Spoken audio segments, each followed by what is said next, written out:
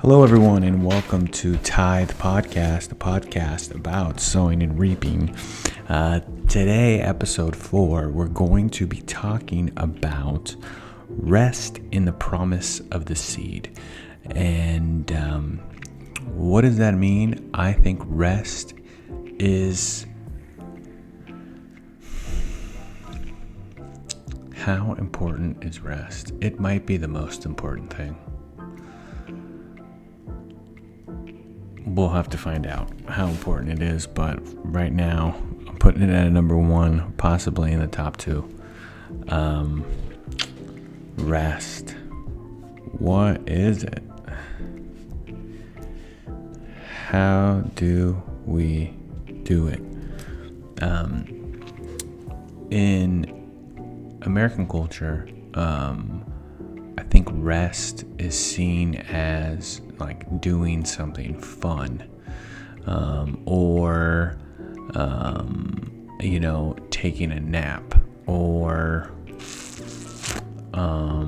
so it's like two things. You're resting if you're doing something that is leisurely fun for you, like going on a vacation, like going fishing. You're not really resting, you're actually doing a lot of stuff to go fishing. Or you're actually doing nothing, like taking a nap, or like reading a book,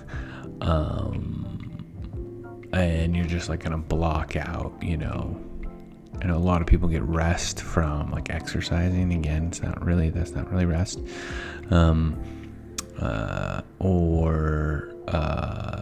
But setting out like 3 hours, on a Sunday just to like sit in your room and read a book. Now that would be restful, I would say, but very few people do that. And there is, I believe, a way to rest, or attempt to rest all the time, even in your action. And rest in that sense is a spiritual condition, a soul condition,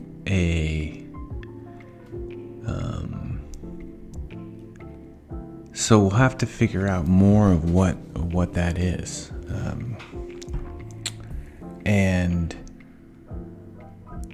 and explore it. I think it's really important. So Jesus in Matthew 11:28, this is out of the Wuest translation: "Come here to me, all who are growing weary to the point of exhaustion, and who have been loaded with burdens and are bending beneath their weight. And I alone will cause you to cease from your labor and take away your burdens, and thus refresh you with rest. Take at once my yoke upon you and learn from me, because I am meek and lowly in heart, and you will find cessation from labor and refreshment for your souls. For my yoke is mild and pleasant, and my load is light in weight." So we're going to be looking at refresh you with rest. Refresh you with rest. Okay. Because in the first 3 episodes, right, we were talking about the seed in your garden, and you as the farmer, you as the worker of the soil, worker of your reality, in that you are working, whatever job or whatever is going on in your family, relationships, so you have job, relationships, physical health, personal finances, whatever, whatever thing that you are trying to, achieve or maintain. That's all, work. Even to, even to have faith, you have faith for something to happen. Well, there is an element of work in that because you have action within your faith. So if we have this, we're working. We're working our faith. We're working in the world. We're working in our relationships. We're working on our finances. That's a lot of work, and we can become easily overwhelmed in our current world with all these things that are happening. And then, you add something on top of that, something unexpected, and things can get really hairy there for a while. So I think rest as like I said, a spiritual condition, I'm not really sure, but if that's the right way to phrase it. But again, we'll find out what it is. Rest as a state of being, like that. Rest as a state of being can be a key to unlocking a better attitude and a more peaceful state of mind and state of your soul. Okay, so how do we do that? What is, let's say, okay, so if you've never thought about it before, I just told you that rest is a state of being that you can enter into. You can choose to enter into rest. How would you do that? Well, let's look at it. So rest in the promise of the seed. Okay, so we can rest knowing that there is a promise for the seeds that have been sown in your life. And what is that promise? The promise is the promise in the seed is the operation in the seed, meaning that, like I said before, the seed is what it does. The seed does what it is. That is what you are resting in. You're resting in that promise. You're resting in the operation that will happen.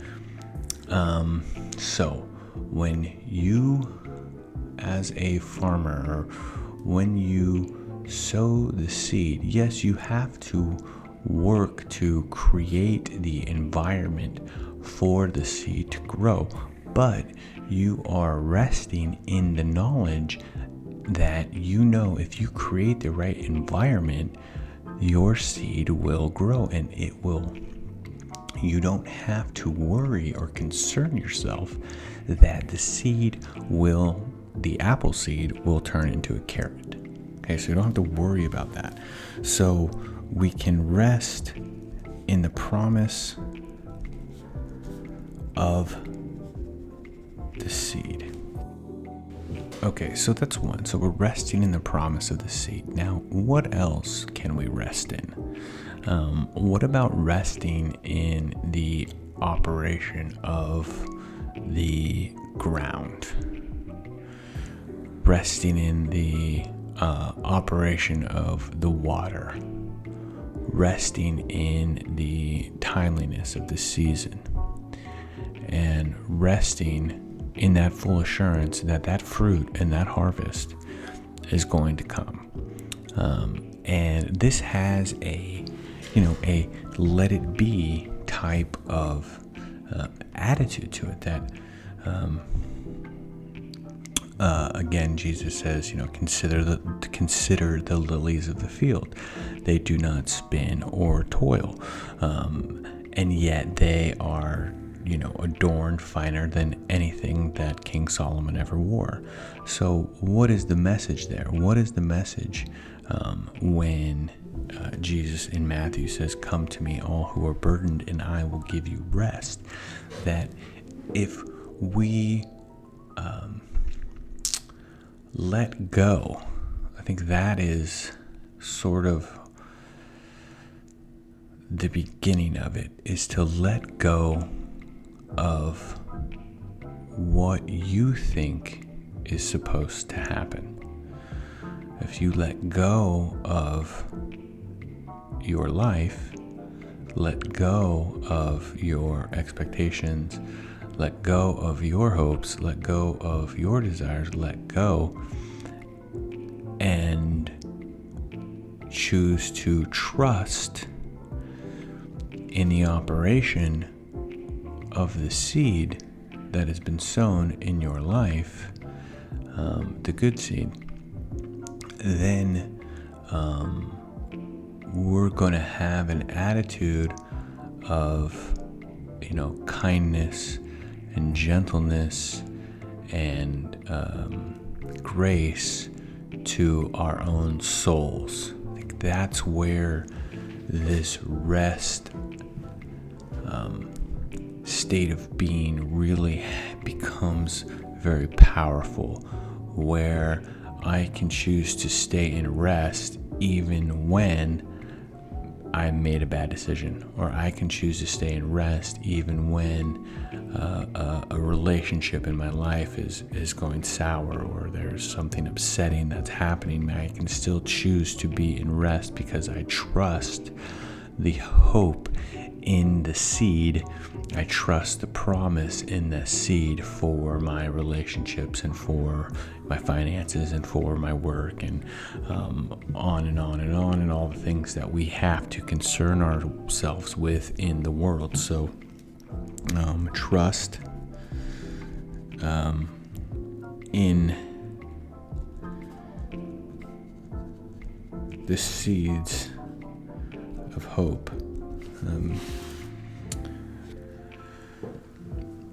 Okay, now, for example, so there is, let's just take this into like a business world. So there is something you want to do, okay, and you have your plan, and you start chipping away at your plan, okay, but then comes the time when you have to actually step out. You have to emerge from the cave. You do a lot of cave planning, okay, you got a lot of drawings on the walls, you got your little fire there, and you're lighting it up, and you're making your plans on the walls in the cave, and now it's time to step out into the open and confront the unknown, actually put the plan into action, and step out and let people see you. Let people see your plan. Let people see who you are, and see if you can get them to give you money. I mean, that is the root of it. I'm going to do something that I think other people will give me money to do. However, I have to ask them at some point. At some point in this business plan, I have to ask someone to give me money for the thing. And that is very different than you and your private little plan inside the wall of your cave. So when you confront the world, you confront the unknown with the next step of your plan, because all of your plan will eventually lead you to emerging from outside of your cave and taking a risk. Okay, now for the most part, your risk is very little. Okay, you're risking very, very little, and really, truly, I think for the most part too, the majority of the action that you are not taking out of fear is because of what someone else might think of you. And that is a little, what is that? A little, people call them little foxes. So there's little foxes in your garden that come and steal fruit, and they mess up your system, and they mess up your garden, and they dig holes, and they eat the little starts, and so we need to protect ourselves from these little foxes, and we'll get into that eventually. We're going to have an episode as to how we lay out the garden and all of the elements in it. But for right now, we're talking about rest and moving forward. So, okay, so we have an idea, we have a business, we made our cave plans, and we are merging with them. And this is, obviously this is goes along with anything. You have the idea of something, then you have to go do it. So we have the idea of our cave plans, and we're about to do it, and then all of a sudden, we think about all the people who are going to see that thing, and maybe they'll think that we're dumb, or they're going to judge us in some ways, or actually, like, we don't really know all the way this thing is going to work, and we get all this doubt and fear that sets in, okay? And this doubt and fear can turn into one of these negative loops in your brain. And the doubt and the fear, they are an illusion, right? There is no risk to what someone else's thought of you, let me rephrase that. Your thought of what someone else is thinking and how that then affects you is not reality. Okay, in no way. There is no time when you are going to have the thought of another person correctly. It's not going to happen. So that's a good place for us to realize, because I think it happens with everyone, is that we have this self-doubt. When we confront the unknown, we immediately, not all the time, but a lot of the time, we come into a place of doubt. And we have to have a system that overrides that doubt. And that rest is the foundation of that system. That rest, that rest, I believe, is an eternal rest. Okay, so the Bible says that God, on the seventh day, after he did his works, after he created the world, on the seventh day he entered into his rest, and he did not leave it. So everything that has happened since that time, so everything from the fall of Adam to Cain and Abel to Israel and the Jews, basically the entire history of the world, if you're seeing it from a belief in God system, a belief in the God of the Old and the New Testament, if you believe in that, then everything that has happened within God's rest, and where he still is. And I believe that we can have access to that state of being in that same place of rest. That rest is something that we can enter into. Paul says that we labor to enter into the rest, which is a really interesting phrase. But we can enter into that rest, and we can have a source of power that we are able to do things and able to withstand things from a position of eternal life and eternal rest. I know that was a jump, but even if you are a non-believer, I think you can still feel the power of that eternal rest. So the power of the rest that would come from, for example, instead of living for 75 years on the planet, you lived for 10,000 years on the planet, and you knew that's how long you were going to be alive, you would have an attitude of rest towards everything that was going around you, because you've already seen it all.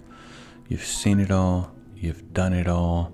You know a lot about what is going to happen based on all of the seeds that were sown in the previous generation. You would be able to rest in that knowledge of what's coming. So just like the farmer who goes to sow the seeds, you can rest and plan planning in that rest that you're going to have an apple harvest this year that's going to be have an abundance to it, that you're then going to need to take time and process all these apples, and you need to make a plan and establish all that's going to happen with those apples when they get ripe and start to fall. So that's the sort of rest that I'm talking about. I'm hoping that I'm doing a good job of kind of trying to bring you into that, to bring you into this understanding of an eternal rest, because that is the source of the power, the eternal rest, that what is will be, and what will be already is, right? So the seed, you sow it and you reap it. You eat it and you sow it, right? Everything is happening all at the same time. The seed, the sowing, and the reaping is happening at once. And because you are in rest, you know that you already know what's coming. I think it's kind of, again, it's very, we're going to get better at explaining these terms and better at understanding them. And so I'll be able to talk to you guys with more clarity. But as we're trying to work it out, it's a hard thing to understand. What is rest? But we're trying to understand it. And what we're coming to is this eternal rest. It's a weight, but it's a lightness. It's like Jesus said, it's a yoke, but it's a light yoke, that you are in this place of rest because you already know what's going to happen. How do you already know what's going to happen? Well, just look at the seed. Look at the seed that has been sown in your life, and it will show you what's already going to happen. Now, we can get, and this is not a fatalistic thing. This is a place of rest with an assurance and a knowledge that what is sown will come to pass. And the bad seed that is in your soul, the bad seed that has already been sown, it will produce its fruit. However, we can choose not to eat it. So we can choose not to eat it, not to become one with it. And in doing that, it will stop it from reproducing. Now, we're going to explore more into the bad seed that has already been, sown in your life, and how we work with that. But for right now, I think what we can say for certain is that if we don't eat the fruit of the bad seed, that is our best bet to not sow it again, right? If we eat it, we sow it immediately. And so we cannot eat that bad seed. We cannot become one with the fruit of that bad seed. And that will get us a long way towards having more space in our garden for the good seed, for the good fruit, for the fruit we do want to become part of, the fruit that we do want to eat. I mean, even in that metaphor too of the eating of the fruit, we don't, like our bodies, we don't work for our bodies to take in the nutrients that it needs. We don't do any work for our hearts to beat. That all happens in rest. That is all just part of the operation. We have choices that we have to make. We have to make sure that we are getting the nutrients our body needs. We have to make sure that we are taking care of our physical human body. That is part of the labor, part of the human condition that we have to do. So, but we can do that in a place of rest. So we're going to keep talking about rest as we move forward. But again, it is foundational. It is, I think it might be number one. It might be the number one attitude, state of being, place to enter into, all of these things that will allow us to continue to be free, right? that is the connection that we have. In order to have freedom, we have to have that rest. Otherwise, it becomes a bondage. Otherwise, we become like a slave unto ourselves. And you can see it a lot in a lot of these, self-help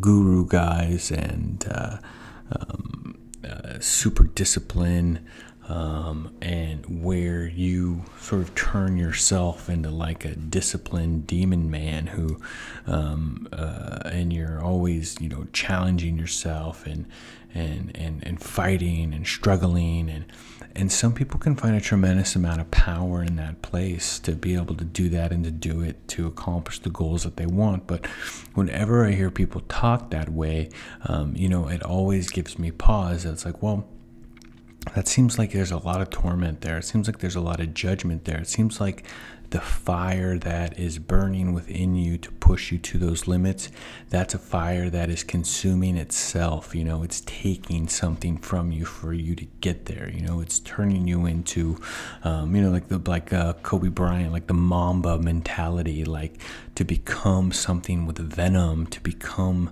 some kind of a monster or something in order to produce at this high level. There's something there that I don't think is good. So, and I would put it on this, that there is, it's lacking in that rest. It's lacking in that freedom. The rest gives you freedom because, like I said, you already know what's going to happen based on the seed that you're sowing. That's the key takeaway from today. You already will know what's going to happen based on the seed that you are sowing, and you can rest in that. If you have some kind of business, or like I said, just something that you're trying to do, relationships, business, finance, whatever, something physical in the world that you're trying to accomplish and it's not getting done because of, fear or whatever, that's happening because you're not sowing seed. You're not doing the steps. You're not in the active process of making that thing that you want to have happen turn out. So you don't have any rest. You can't rest in that. You have to plant the seeds in order to rest. Now, you can also flip that too and say, okay, instead of getting, upset or worried, you can just say, okay, well, you know what? It's not the season. It's not the time. I'm just going to rest in setting this aside for now, and do it some other time. Okay, so you can choose that this season is not the season to sow. Now, that I also would question whether or not. Anyway, well, we could talk about that later. So, but that's the point. That's the point of today's episode. That in rest there is freedom, and we want to make sure as we begin this process of understanding sowing and reaping that we stay in a place of freedom. Maybe freedom's number one. Rest is number two. Rest is number one. Freedom's number two. I don't know. We'll figure it out. But again, thank you guys so much for joining me for another episode of the Tithe Podcast, a podcast about sowing and reaping.